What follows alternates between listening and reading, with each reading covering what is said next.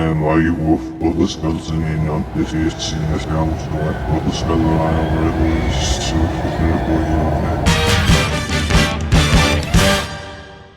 Stub game.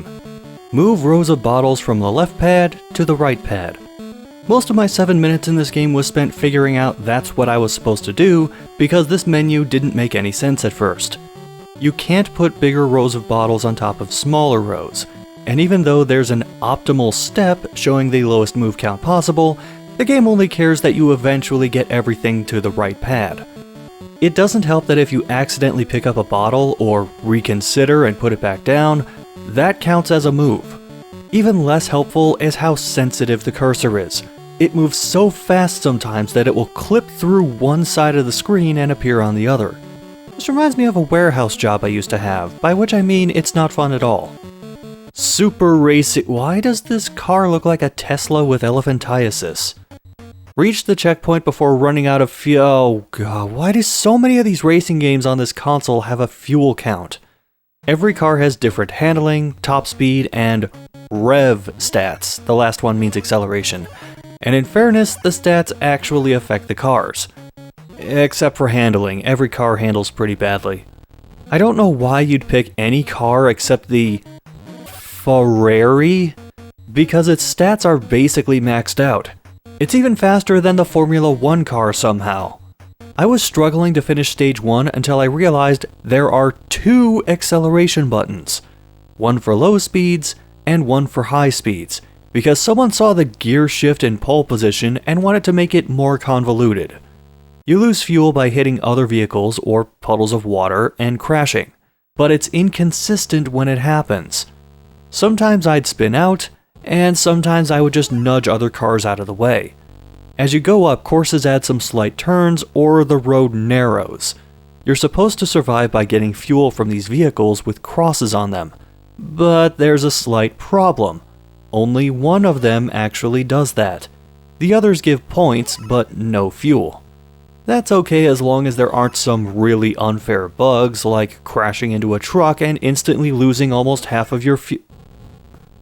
I crashed into a truck and lost almost half of my fuel. Moving on. Sur... LC? What does this mean? Oh, surfing! Guide the gold-plated Michelin Man to the end of the course. It doesn't matter whether you go between the gates or not, as the game only keeps track of when you start and when you finish. You also have to jump over what look like oil spills. But there's a problem with this. You can also pick the course, number of skiers, and speed for each race. The jump lasts the same amount of time for every speed. So if you make the game faster and have to jump for any reason, you're going to fly across the screen and slam into whatever pseudo-futuristic building is sticking out of the water. There's no real ending to this game. The courses aren't all that different from each other, and picking multiple skiers just adds extra heats to the same race. No thanks. Table tennis. Tell me if this looks familiar.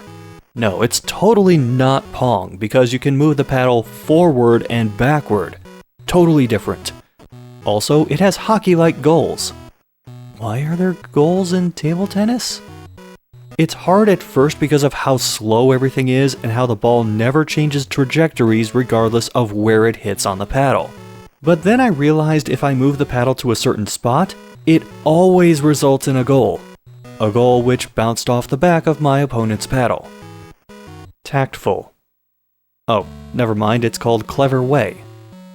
What do I do? Do I reunite the boy with the dog? No. Do I help the dog get to either home? No. Do I help the kid get to the opposite house before time runs out? Oh, okay. It only took me 5 minutes to figure out how this game works.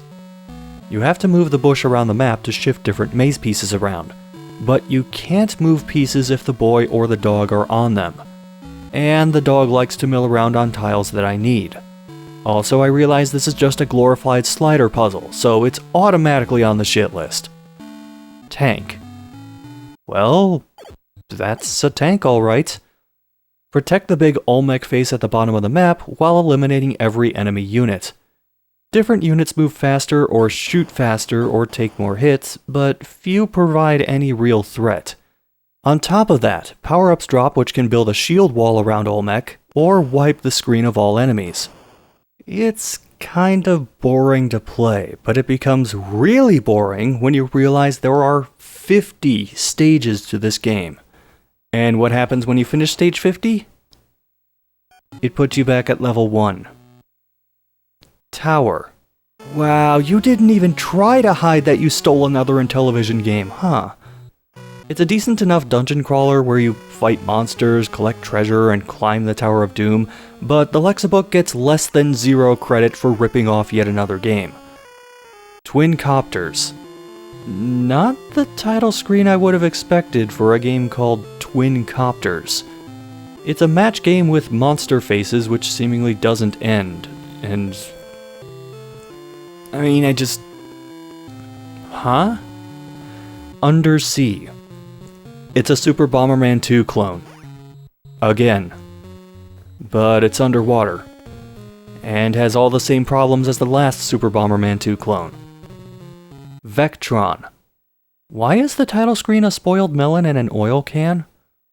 Build a fence before time runs out. That's the best I can explain whatever the hell this is.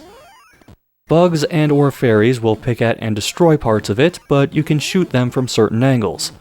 This wouldn't be as bad if the controls, made sense. You have to hit a direction and a face button at the same time to move the cursor, and it's rather vague what direction to press. For example, moving back and right requires holding left. I, for one, welcome our new bug and or fairy overlords. Volleyball. Just at a glance, I'm assuming this game is stolen too. Most of the points scored were from the AI hitting the ball out of bounds because it's hard to control where your shots go. Also, the ball flying off screen makes it tough to tell where it's going to land. No. Warrior. This is yet another game just like another game I played earlier, including the balloons that stunlock you for some reason. You're supposed to destroy the yellow tank thing until it becomes a red alien thing by shooting it, but you have a limited amount of ammo. Then you have to reload by picking up the AK-47 that randomly appears on the map. Even knowing that the tank/alien will appear in the same spot each time, running out of ammo is virtually a death sentence. Not that I mind, considering how monotonous this gets after not even a minute of play.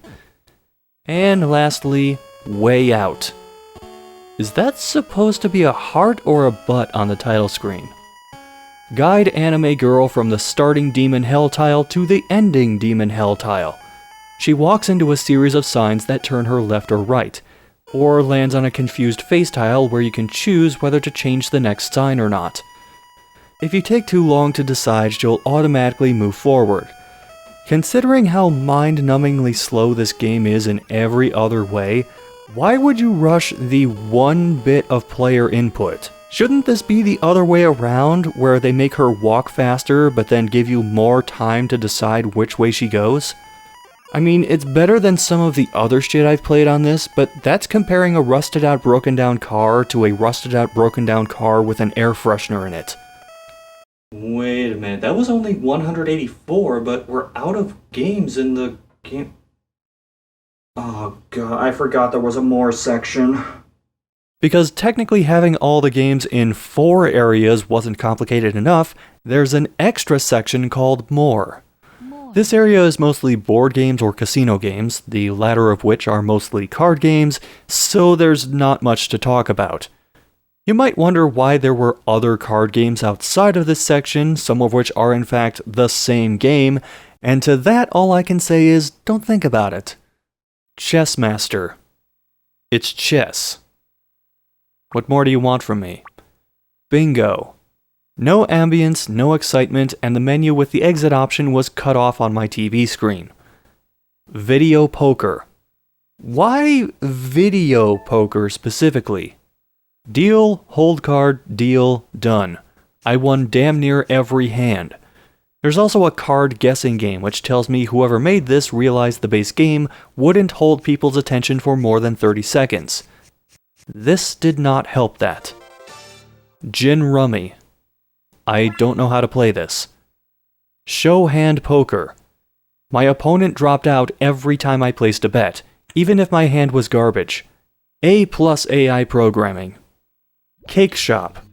Combo breaker! Make cakes for customers before they get pissed off and leave. Said customers include Pantsless Superman, Boxers Batman, and SpongeBob Cosplayer. Every day in this game takes way too long, but it has to be long because of how slowly cakes are made. When a day finally does end after about 10 minutes, you can use the money earned to buy more equipment, like TVs to keep customers happy longer or more ovens or storage trays for works in progress. This one wouldn't be so bad, but this snail's pace gameplay kills it. Roulette Wheel. It's exactly what it sounds like, even if it is spelled roulette well in-game. Landlord. I've never played this, but still won somehow. Bonus points for the voice acting. I am landlord. I am landlord. Discard. A pair of jacks. 3 of a kind. Do you want a 3 of a kind? Rocket is coming. Jump Chess. I've never played this either. I Go. Oh, it's just Go. I don't know what the I is for. And I also don't know how Go works. Hearts. Why is there a snowboarding pig on the playfield? I don't know how to play this game either, but I think I won? It's hard to tell. Go Bang. It's Go but with match 5 rules, I think. Draw Trumps.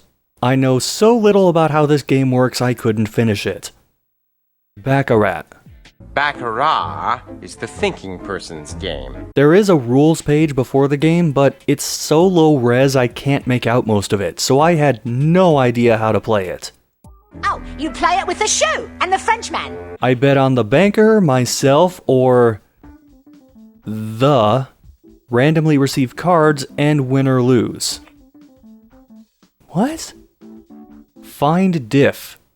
It's a spot the difference game. I recommend playing on single player with normal difficulty. Even if you're not that good at these, you can just mash a face button while waving around the picture and find all the differences. Eventually the game just gives up and throws you back into the menu.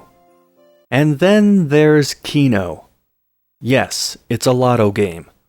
The card games I can maybe understand, but why would you play a gambling game like this where you can't win anything and there's no strategy to it? And that's the note the Lexibook ends on. Not a bang, not a whimper, but a dull, hollow thud. Almost as hollow as the console itself. Now, almost all the games on this console are not worth anyone's time, and it's certainly not worth its original price point. But I can think of one positive. Not only can you play Discus on the Lexibook, you can play Discus with the Lexibook.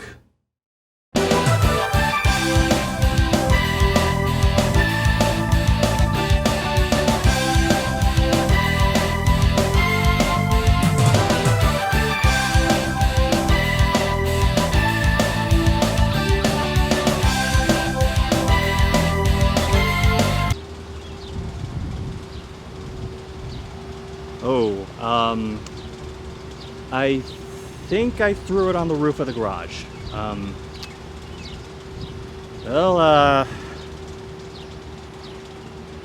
mean, I hope a bird can build a nest out of it or something, because I'm not getting it.